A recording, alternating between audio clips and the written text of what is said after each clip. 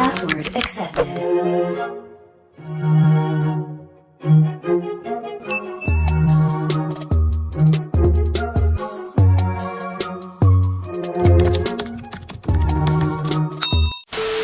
Hey guys, it's your girl Cameron and I'm back at it again with another video. But I want to talk about Normani's journey. But also while we talk about that, I want to go over her most recent single that just came out, Fair, and I want to give you guys my honest opinion. I also wanted to review her performance on Jimmy Fallon, which I saw.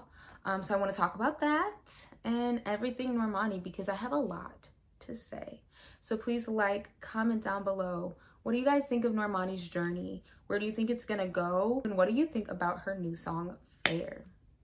Please like, subscribe, and without further ado, let's just get straight into the video. Let's go. So this is Feature Cam speaking. The first half of my video completely deleted, but it was basically just me giving a quick synopsis of Normani's kind of journey to her stardom, to her solo career. So I'm gonna give y'all a little cute 60-second, 1 minute and 30-second review. I'm gonna speed it up so we can get this out the way. So Normani was introduced to us through X Factor. And X Factor, I think it's a band version, but that's where she was paired with 4 other girls. She was being the 5th one in a group called the Fifth Harmony. And they actually ended up being a pretty successful group. Now they didn't choose to be together, but it worked. They lasted for a while. They had quite a few hits. I used to actually like them back in my teenage years. Camila Cabello was always kind of known as the standout. Like even on the show, they were like, she's the star, she's the star. And Normani, along with the other girls, kind of fit in the background. Honestly, I always saw something in her, but I think Normani has said this before, but she kind of felt the comfort being in a group. Like she knew she was talented. She knew that she needed to go solo, but she was comfortable kind of blending in with a group, having these other girls to share this moment. Then a part of her was like, no, you need to soar, you need to blossom, you need to do you. So basically when Camila Cabello left the group, Fifth Harmony continued for a little bit. Then Fifth Harmony actually officially broke up, and that's when Normani started doing some duo projects. So she did Love Lies with Khalid, which is a great song, but that was one of the introductions to Normani to the world, kind of as a solo artist. And we saw her perform, I think it was at the VMAs with Khalid, and she came out and she did that epic like dance break, rolled to the floor, it was amazing. And everybody was like, wait, what? Bitch, what? Oh wait, this is Normani. And everybody kind of sat up in their chairs a little bit. She also did Dancing with a Stranger with Sam Smith, and she did Waves with Black 6 Lack. So that's where I kind of left off with the video. Let's just get straight back into it. And all 3 of those collabs, but I will mostly say Love Lies 100% was the most popular. It was radio play, breaking records, and that was kind of when everyone was like, man, miss. She said she was gonna go solo. We were so excited because I think a lot of us saw something in Normani. And unfortunately, a lot of people were kind of saying and putting all of these big expectations on her, such as like, she's this generation's Beyonce, she's the performer, she's the this, she's the that, she's the next it girl. And as much as I agree that she is an it girl, I think when you start comparing people, it starts to get really nerve-wracking. And that's a lot of pressure because you can't just be you. People always have to find somebody to compare you. I think that created a lot of pressure. Fast forwarding, Normani decides to drop Motivation. I did a reaction to this video on my channel, but it broke the internet. The video packaged with her image. Looking back at it, and I think a lot of people would agree with this, I don't think in hindsight, the song was the moment. I think the moment was the moment. Like, I don't think the song was what was gravitating towards, people were gravitating towards when it came to that Motivation single. I think it's a cute song, but looking back at it and now where we are, it's not something I see people playing, talking about, whatever. But the point is, Normani made a moment. And a lot of artists don't do that anymore.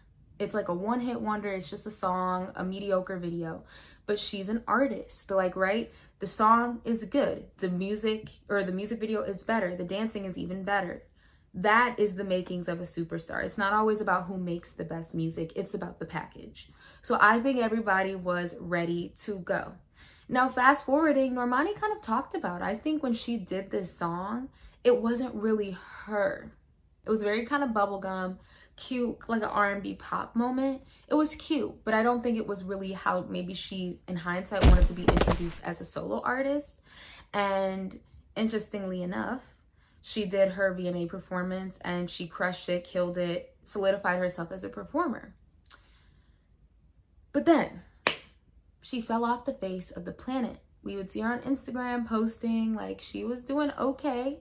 She did say though that she was going through some things family-wise and she was dealing with stuff. And I don't think people offer people enough grace, right? Everybody's just like, she's lazy, she doesn't do this, she doesn't do that. But I will say, it was a little weird how we got no motivation performances. We didn't really get much of anything. And I would say we waited maybe another 8, 9, 10 long months until we got another song. And I will say this, in today's music industry, consistency is key because there's a new artist coming out every other day. So I think she made a misstep and she wasn't really communicating with her fans, whether it's lives, whether it's doing talk show interviews or radio interviews, right? Even if the music isn't there, make people fall in love with you so people are still invested.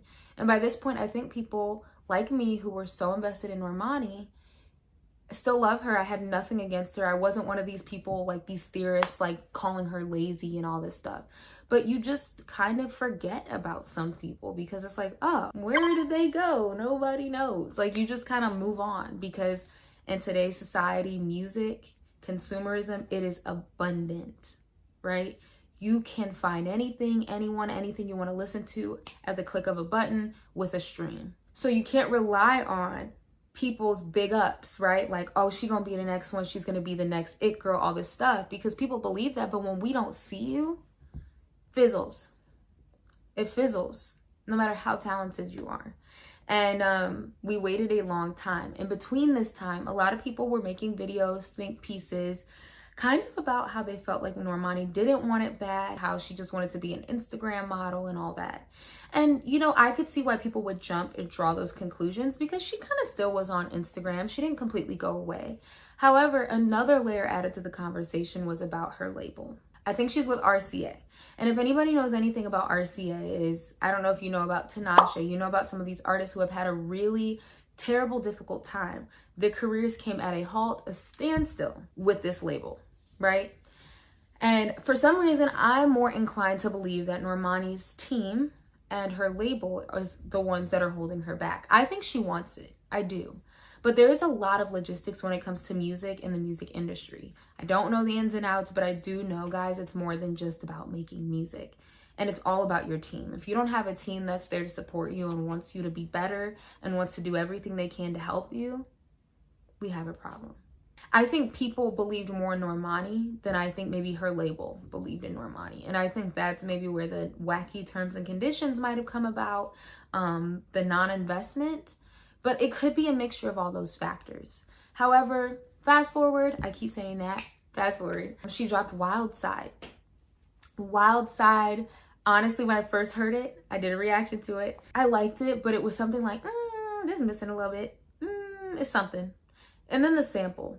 One thing I will say about Normani is she is somebody who plays ode to a lot of people. So when we think about it, her first music video, Motivation, she did an ode to Beyonce, an ode to the early 2000s aesthetic. It was very reminiscent. Then when we had Wild Side, she used this Aaliyah 1 in a Million sample. Some people say it's not technically a sample, but we all knew where it came from, already associated. And I think some people, and I felt like this a little bit, that maybe it just started to feel like, okay, who is Normani though? Like, who is she? Not an aesthetic, not paying homage to somebody, but who is she as an artist? Who is she as a person? And I think even when she did the VMA performance, which by the way, Wild Side, the music video was a huge moment, but it was fleeting. No TV performances for it. The VMA performance, her fans like begged for her to perform, and I think she took someone else's spot because they couldn't be there. But I don't know if you guys remember, but even with her performance, there was an ode to Janet Jackson at the end. Obviously, there's all of these influences, and I think there's nothing wrong with that. But when you're constantly being compared, I think it should be your mission to really set yourself apart completely from past, present artists as well. I think it's cool to do a song or two, you know, but when you're first coming out, I think you really want to be strategic. Hey, let's not like utilize a lot of samples. Let's really like craft our own sound. And this brings us now to Fair. Now, again, same pattern followed. We got Wild Side, huge moment, but we waited like 7 months to get another song. And we've been waiting on an album. Let's not even talk about that. We've been waiting on an album. But Fair. So Fair dropped, and this is probably why you guys came here, to hear my opinion on the song. It's okay to me. I'm gonna acknowledge, I think it could be a slow grower, because the other 2 times I've listened to it, I was like, okay, it sounds better. But I was not a huge fan. I felt like something about it was missing a bit, like it was just incomplete. And I wasn't a huge fan of the auto-tune in the chorus, right? Yeah, it was not my favorite moment. Honestly, I would take Wild Side. The only reason why I'm saying that Fair might be a slow grower is because Wild Side was kind of a slow grower on me. I will say with Fair, I like how she was going for a different vibe. At this point, she's shown us kind of 3 different sides to herself as far as singles go. I will say that this song, Fair, comparative to maybe how the album's gonna be, I don't know if it was the best choice to make this a single. This song to me feels like maybe a hidden gem on the album, or just track number 6 in the middle. And that was from the actual recorded track I heard. I just felt like something was missing, or maybe it just wasn't for me. That doesn't mean it's a bad song. I also think the subject matter, I think the writing was stellar though. I think that she was being a lot more vulnerable, giving people what they wanted to see. Like, who are you? What emotion can you give us? And I think that she did deliver in that sense. Now, we got to talk about the Jimmy Fallon show, because that was a whole different ballgame. So I actually really loved the live version. I like the live version of the song better than I like the recorded version. Obviously, there's always something about a live band, but some of the arrangements and the notes that she did in the performance versus the track, I think whatever she added to the live was what was missing to me. But I saw the vision with the performance. She looked stunning with her white dress. I think she was so smart for not having dancers this time, but I think it was good to, okay, we know you can dance. We know you can do that. But how can you connect with the song? How can you connect with the camera without 1-2 stepping? Just her vocals sounded great. And she did add like some movement, some gestures, some hand. It was really beautiful. And she sounded great, and she looked great, and she looked like a superstar. That is a seasoned performer. She is certainly a seasoned performer. And that gave me the confirmation that, okay, I might not love this song, but Normani is seriously what everyone thinks she is and who she can be. And she definitely has it inside of her. I mean, her poise, her grace. That's my thoughts on Fair. If I had to give it a rating, I would have given it like a 6.5, 7 out of 10. Her performance on Jimmy Fallon was like a 9 out of 10. The whole shebang. I really want her to stay consistent and stay in the light. Like right now, she should be doing interviews. She should be going on another show. She should be marketing herself, and it's not even necessarily her responsibility. Has management, I'm sure she's signed, so they need to step it up and help her, because she's doing the work at this point. But she needs to be in everybody's faces to gain and keep that momentum. So that's my thoughts on Normani, the whole situation. So thank you guys so much for watching, and comment down below, what did you guys think of my commentary? Thank you guys so much for watching. Hit that sub button, and I will see you in my next video. Bye.